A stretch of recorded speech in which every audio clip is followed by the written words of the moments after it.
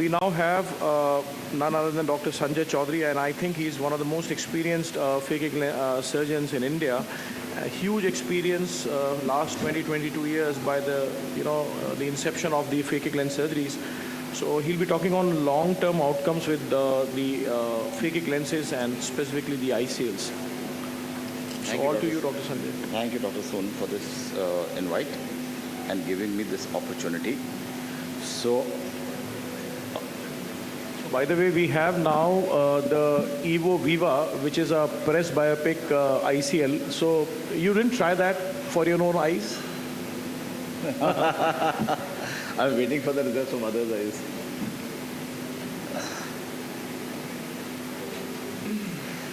Okay, so I'm going to present you the long-term outcomes with my experience with ICLs. So we have done about 10,000 ICLs by now. And naturally, the more the volume, the more the hiccups, more the experiences. So I'll share some with you. ICL crystalline lens touch. We always worried what will happen if the lens is touching the crystalline lens. So to understand that, you have to understand this is the ICL, this is the lens, and the vault should be one corneal thickness. That means about 500 microns, plus minus 200 microns, right? So this was the previous model, V4 model, which did not have a central hole, which worked till 2013, right? And when we use this lens, here's the same lens, and you can see that here the vault is very shallow, and when we dilated the pupil, you can see that touch here. Can you see that touch here? Now, at that time, some 20 years back, we just didn't know what to do, whom to talk to. Should we take it out? Should we let it be? Some said, Doctor Sahab, pada to hai, vision badhiya hai. Why do you want to do a chheda khani? Once you do a chheda khani, the patient will feel there's something wrong, and he'll be after you. So let it be and observe. So we let it be and we observed every year. In the 5th year, we noticed that he developed a little opacity here, where the touch was. See, on a slit lamp, you can see that here. This was anterior subcapsular changes. And at 10 years, he had developed enough cataract that we did a surgery and replaced, right? But then, since without the whole category is gone, so this observation is less important for you now, except that you may still have patients who were done at that time and coming to you for cataract. No crystalline lens touch, but a shallow vault. This is again in the previous model. Now that time, if there's no crystalline touch, then can you have a cataract? Yes. Why? Because the aqueous stasis is happening there. The aqueous is not moving as freely as it should and supplying the nutrition to the relevant structures in that area. And the lens is the first to suffer. So here's one patient after 3 years. He developed that opacity in the center despite the fact that the vault was 500. So you can see that on a slit lamp. Anterior subcapsular in the center, the ICL is not touching. You can see that on a retroillumination. Right? So we waited. As long as he had a good vision, he crossed almost 10 years till he came to us for surgery, and then we did the surgery for him. There's another patient with the same category where he developed cataract like this when he came to us at 14 years. These are the previous models. How do we know that this is a previous model and not a present model? You would not have a central hole here in the ICL, and you would see a PI. So that is how you would know that this is a one with the previous model. Doing a surgery in these patients is not at all challenging, because you are not worrying that if you are taking out the ICL, you may touch the crystalline lens and cause worsening of the cataract or something. So you just normally do everything. This is how we take out the ICL through a 3.2 millimeter incision. we insert it through 3.2, we take it out through 3.2. And this is, just see how simple it is. In the longitudinal pose, hold it with any strong holding forceps, just pull it out. Is it that simple? Very simple. So that is why they say that if your lens opens upside down, please do not struggle to change it within. Bring it over the iris. And when you bring it over the iris, ideal, you can bring both the sides over the iris, or even if you bring the proximal one over the iris. You put a lot of visco under the ICL, over the ICL to protect the endothelium and the crystalline lens, and just hold it in the center and bring it out. And then put it again. And when you put it again, like Dr. Sheetal said, please see that you see those 3 holes aligned. As you are injecting, the ICL will reach the nozzle. In the injector itself, you can see the 2 holes clearly. The third may not be very clear. But the moment it is about 2-3 millimeters in, you can see all the 3 dots. And that is where you will know the ICL is aligned or not aligned. And you can take rectification measures immediately. Right, so this is nothing special about this. So this is our stats of 10,000 cases which we have done. With V4, the old version, we had an incidence of 0.4% of cataract. That means 4 in 1,000.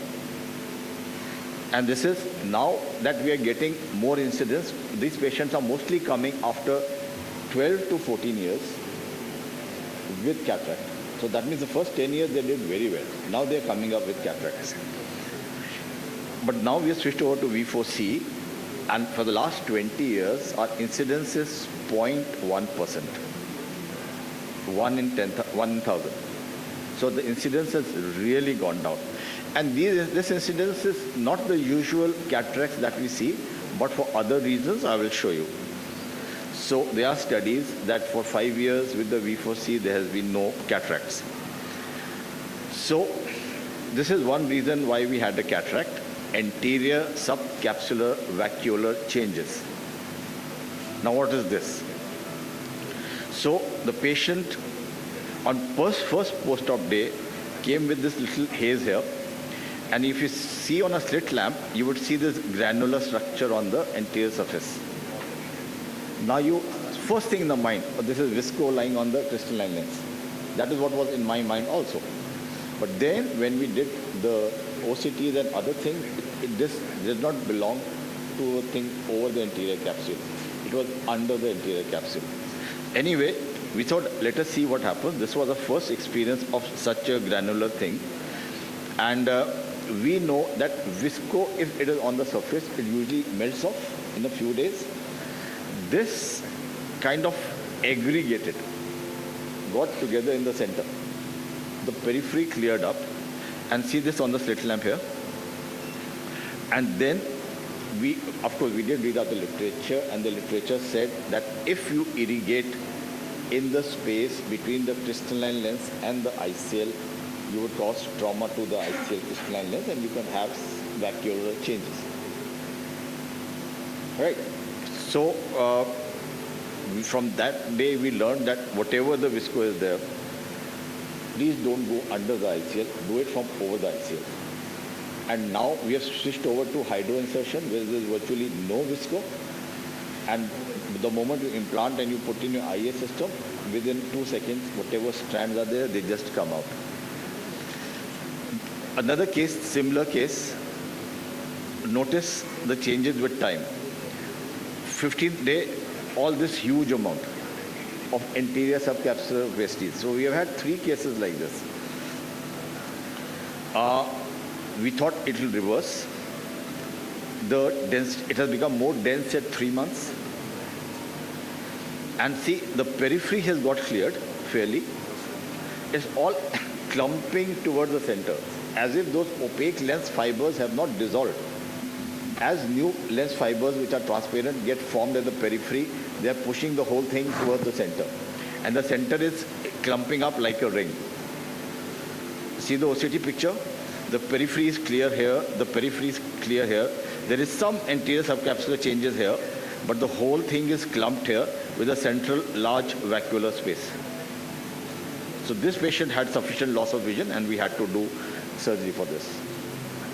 Then having high vault after an ICL. It is a reason to panic if the vault is over 1,000 because the AC will really be shallow and you don't know what IOP problems it is going to raise. So here we had a patient whose vault was 1583. Right, and we were worried. Should we take it out immediately and put the size less? That is the first reflex. But it's very difficult to convince a patient. कि जी क्या हो गया जी क्या गलती हो गई जी है ना a doctor is on the defensive when things are not as perfect as you have already promised things to them. So we waited because we did read some literature that the vault comes down with time. So we said, okay, let's check this out. So post-op day 1, the vault was 1583. Post-op 1 month, it was 1400 and something, 100 microns less in 1 month. At 8 months, it is 1300 something, 200 microns less. At 1 year, it is 1200, 300 microns less, and now you have sufficient space in front of the iris and all your tensions are over. Right? So the vault is coming down. Why is the vault coming down? Because this is a tight lens. It's a large lens, that's why there is a vault. And if it is tight lens, it is pressing into the ciliary body. And as it pushes into the ciliary body and makes place for itself because it is tight, the vault tends to come down. Right? So you can afford to wait and see depending on the severity of the vault. If the vault is too high, then you will have to do an explant immediately. Now here is a very unique complication we had at 1 year. I was just talking to Sony Gold about it. Have you faced any iris cysts? So see what is happening. A pigment storm. At one year, suddenly huge amount of pigment is just coming out of the pupillary area. We were foxed. Ye kya ho raha hai? We had such 3 cases. And we put him on steroids and homide and this disappeared. Of course, we didn't have a UBM at that time to evaluate ki kyun hua. But we suspect, talking to others, that probably it was some iris cyst which had ruptured, which we didn't know of. And we couldn't possibly give any other reason for this. So we gave homide and pred drops and this thing recovered. Again, this one patient out of the 3 had a relapse again after 6 months, a pigment storm. But that was just one case, very, very rare. I wonder if we'll ever encounter it. So we published this in JCRS, the three case reports. And the last one, I'm showing this because this is a very unique presentation. The ICL was upside down, done somewhere else, came to me after 4 years with secondary glaucoma. Because if it is upside down, what happens is, instead of being like this, it is like this. So the foot plates are pushing the iris against the cornea and the optics is pushing down on the crystalline lens. So secondary glaucoma, so we had a whole annular ring of iris touching the cornea and the lens pushing on the crystalline lens. The adhesions were so firm that we could not break those peripheral adhesions. We thought we'll take out this lens. It has to be taken out in any case. This was a V4 model. Patient was very keen कि मेरे को चश्मा नहीं लगाना.